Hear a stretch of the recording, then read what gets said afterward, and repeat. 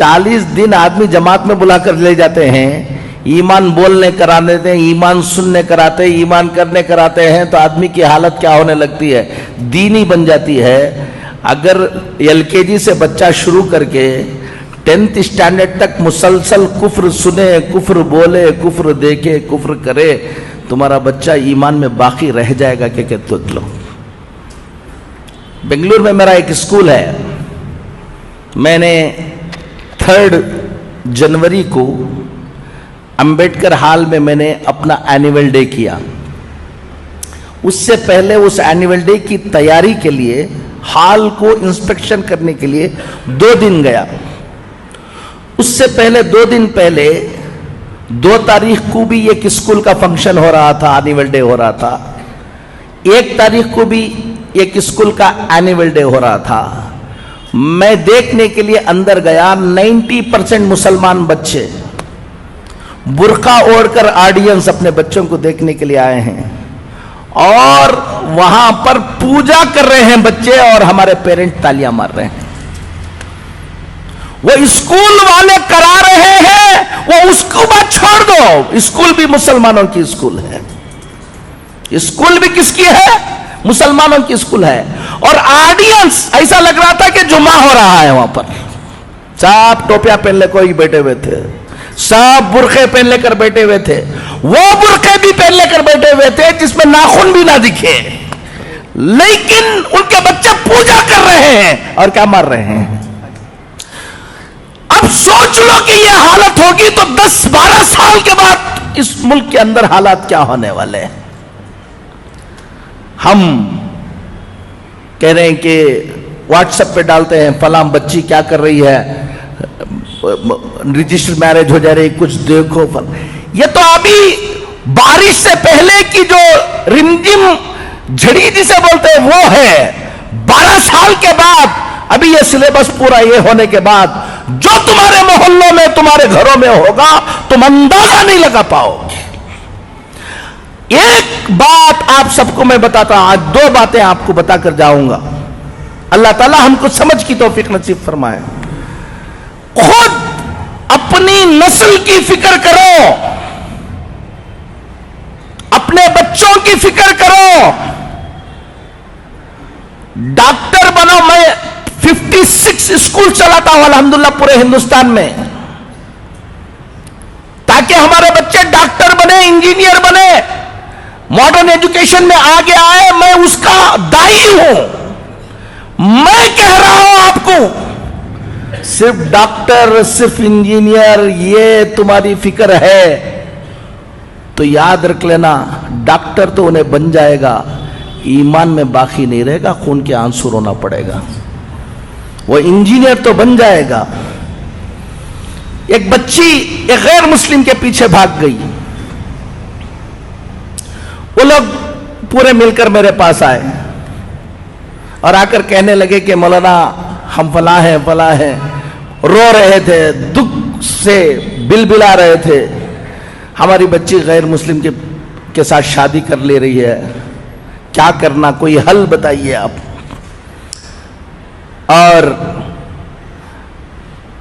मैंने कहा कि कौन सी स्कूल में पढ़ाया है तुमने?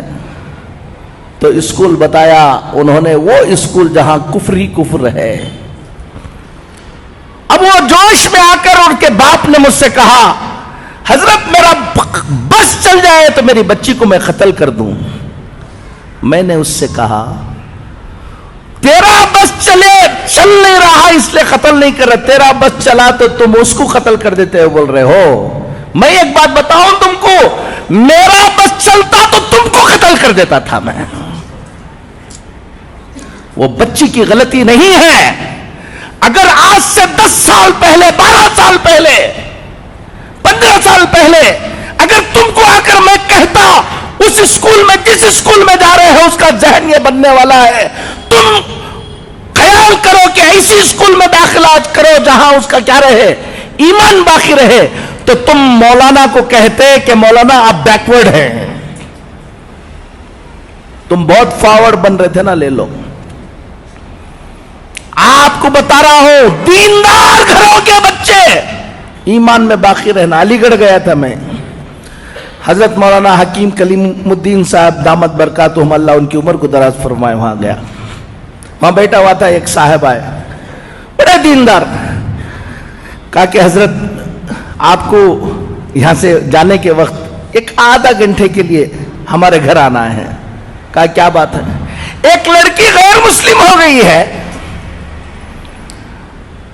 بہت دن، وہ جا کے دوسرے سے کیا ہو گئی ہے، شادی ہو گئی، بہت دنوں کے بعد سمجھانے کے بعد 2 سال کے بعد اس کو بلا کے لے کر آئے، آپ کی زبان سے کچھ بول دیں گے تو انشاءاللہ۔ ہمارے گھر میں ہمیشہ اجتماع ہوتا ہے، سب ہوتا ہے، اس بچی کو بلا کے لے آئے۔ میں سمجھا ہمیشہ گھر میں اجتماع ہوتا ہے، سب ہوتا ہے، تو کسی اور کی بچی ہوگی، بلا کے لے آئے ہوں گے۔ اب میں گیا، بچی سامنے بیٹھی ہوئی تھی اور بات کرنے کے لیے کہا، میں نے کہا کہ تم چھوڑ دو، میں بات کر لوں گا اس کو۔ اب اندر جانے کے بعد کہا کہ یہ کس کی بچی ہے؟ کہا کہ کسی اور کی بچی نہیں مولانا، یہ ہماری بچی ہے۔ ہر ہفتہ کیا ہوتا ہے؟ اجتماع ہوتا ہے، دیندار ہیں، سب کچھ ہیں، ان کی بچی نہیں۔ میں نے کہا کہ بیٹا تم کہاں پڑھے؟ کہا گرکل میں پڑھے حضرت ہم۔ میں نے کہا کہ علی گڑھ میں تم کو اور کوئی اسکول نہیں ملی؟ گرکل میں پڑھایا۔ کتنے بچے تھے؟ پورا گرکل کفر سکھاتا ہے، اسی کام کے لیے بنایا گیا ہے۔ اب آپ اپنی بچی کو ڈاکٹر بنانے کا جذبہ، آپ بچی کو بھیج رہے ہیں، دیکھ نہیں رہے ہیں، اور اچھے مارکس آ رہے ہیں، یہ آ رہے ہیں، یہ سب دیکھ رہے ہیں۔ میں نے کہا کتنی اور مسلمان بچیاں تھیں وہاں پر؟ کہا کہ ہم لوگ ایک 6-7 بچیاں تھیں۔ کیا کیا پروگرام ہوتے تھے، کیا کیا، اب پورا بتایا۔ میں نے ان کو بلا کر بتایا، ہفتے میں 1 مرتبہ تم گھر میں بٹھا کر اس بچی کو اجتماع سنا رہے تھے، اور صبح کو اٹھے تو شام تک وہ کفر سنا رہے تھے۔ تمہارے کفر، اس کفر کا اثر ہوگا یا تمہاری تعلیم کا اثر ہوگا؟ ایک بات ذمہ داروں کو کہتا ہوں، اپنے اپنے علاقے کے اندر ٹیوشن سینٹر شروع کرو۔ بچے اسکولوں کو جائیں، ٹیوشن کو آئیں، اور ٹیوشن کو آ کر جو ٹیوشن پڑھانے کے وقت جو کتابوں کے اندر کفر لکھا ہوا ہے، ٹیوشن بھی پڑھائیں اور کفر کو کلیریفائی بھی کرے ہمارے ٹیچرز۔ اس سے بچوں کے ایمان کی حفاظت ہوگی۔ دوسری، مکتب کے نظام کو کیا کرو؟ مضبوط کرو۔ پہلے واجب تھا تو اب فرض ہے۔ اگر کوئی گھمنڈ کر کے میرا بچہ میں فلان جگہ پڑھا لوں گا، فلان جگہ پڑھاؤں گا، مکتب کو نہیں بھیجے گا، 15-20 سال کے بعد خون کے آنسو رونے کے علاوہ کچھ نہیں رہے گا، یاد رکھ لینا۔ ایک بات تو سب سے اہم اس وقت یہ ہے کہ اپنے بچوں کے ایمان کی حفاظت کی فکریں کرو، محنتیں کرو۔ ٹائم کم ہے، سوچیں گے نہیں۔ اپنے اپنے سب لوگ الحمدللہ، ابھی اثر یہ ہے کہ ایک طرف یہ فتنہ ہے، لیکن مسلمانوں میں بھی بڑی بیداری ہے۔ ہم پورے ہندوستان میں جاتے ہیں، ہر مسلمان چاہتا ہے کہ کچھ نہ کچھ ہم دین کے لیے کریں۔ خاموشی کے ساتھ کام کرنے والوں کی ایک بڑی تعداد ابھی پیدا ہو گئی، جو کیا کر رہے ہیں؟ کام کر رہے ہیں۔ آپ کو بھی، نوجوانوں کو کہتا ہوں، سب کو کہتا ہوں، اپنا وقت اور اپنا پیسہ، اپنی دولت، تھوڑا سا پیٹ پر پتھر باندھ لو، لیکن اپنی اس آنے والی نسل کی حفاظت کی محنت میں لگاؤ۔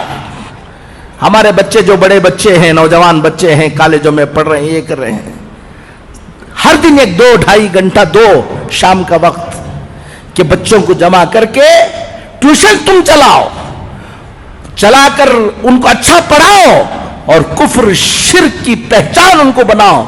اگر تم 1-2 گھنٹے اپنے ان ملت کی حفاظت کے لیے نہیں دے سکتے تو کہیں چائے پی لے کر قوم کی حالت پر گفتگو کرنے کا تم کو کوئی حق نہیں ہے۔ تیار بیٹھو تباہی و بربادی کے لیے۔